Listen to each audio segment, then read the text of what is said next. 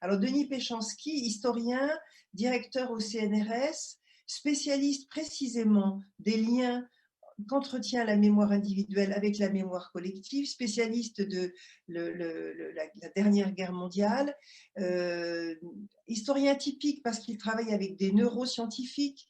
Il a lancé un vaste programme, le programme 13 novembre, et le livre est sorti chez Odile Jacob.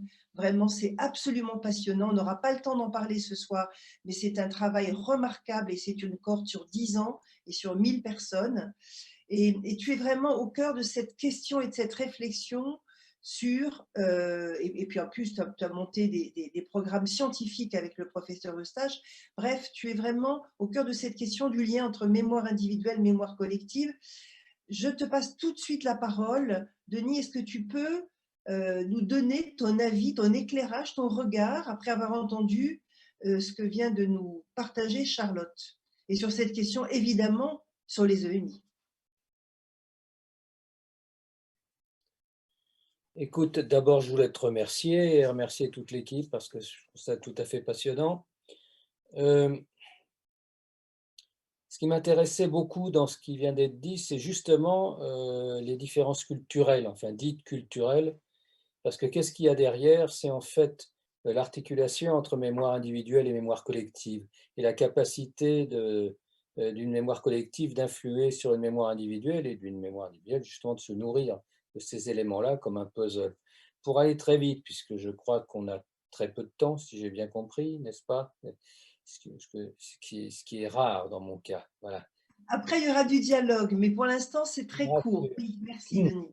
Non, simplement pour dire, donner un élément, deux choses. La première, c'est que à la base de mon travail et de notre travail sur les attentats terroristes, la mémoire des attentats terroristes et au-delà aussi sur la mémoire de la Deuxième Guerre mondiale, dans cette plateforme technologique, c'est la conviction qu'il est impossible de comprendre pleinement la mémoire individuelle si on ne prend pas en compte la mémoire collective, l'impact du social, et qu'inversement, il était impossible de comprendre pleinement la mémoire collective, qui relève de mon domaine d'habitude ou de domaine des sociologues, si on ne prend pas en compte les dynamiques cérébrales de la mémoire.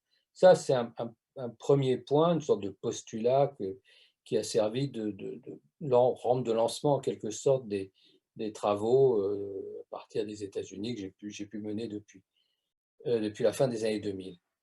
Et la deuxième chose, c'est aller à la définition de la mémoire collective.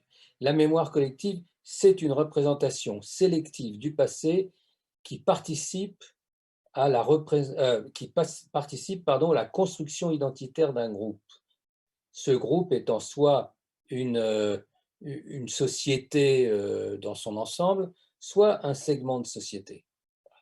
Donc, je ne sais pas, les policiers, dans le cas qui m'occupe, ou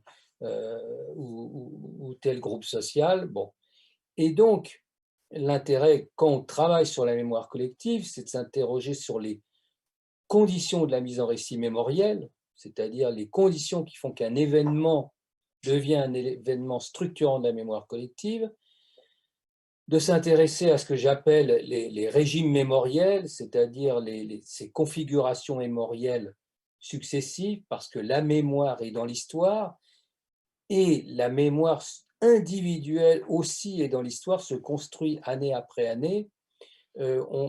D'ailleurs, une discussion avec un neuroscientifique, Joe Ledoux, qui est un des très très grands neuroscientifiques actuels, un Américain qui travaille à New York University.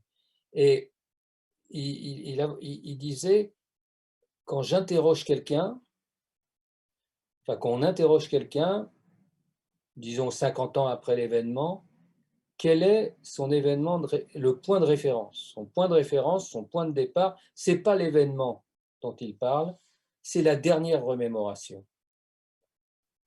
Ce qu'on appelle une chaîne de Markov, peu importe, c'est-à-dire qu'il faut aller chercher la dernière remémoration et non pas la référence initiale à l'événement qu'on se représente. Donc ça veut dire aussi, comme dans un dialogue que j'ai eu avec mon ami Cyrulnik, là, on fait un petit bouquin ensemble, et il me racontait un peu toutes ces histoires-là, il me dit, mais qu'est-ce que fait l'historien avec ça? Parce que qu'est-ce qu'on fait effectivement avec ces, ces éléments qui montrent que finalement, quand on interroge des témoins, nous, ou quand vous, vous allez interroger des personnes qui ont vécu cette expérience-là, qu'est-ce qu'ils nous racontent? Dans quelle temporalité ils s'inscrivent? C'est le temps de, du moment où ils parlent, c'est le temps de l'événement qu'ils ont vécu, de l'expérience qu'ils ont vécue, ou est-ce que c'est l'horizon d'attente? C'est ce choc des temporalités-là qu'il faut prendre en compte, à mon avis, pour pouvoir comprendre ce mécanisme dont on parle aujourd'hui.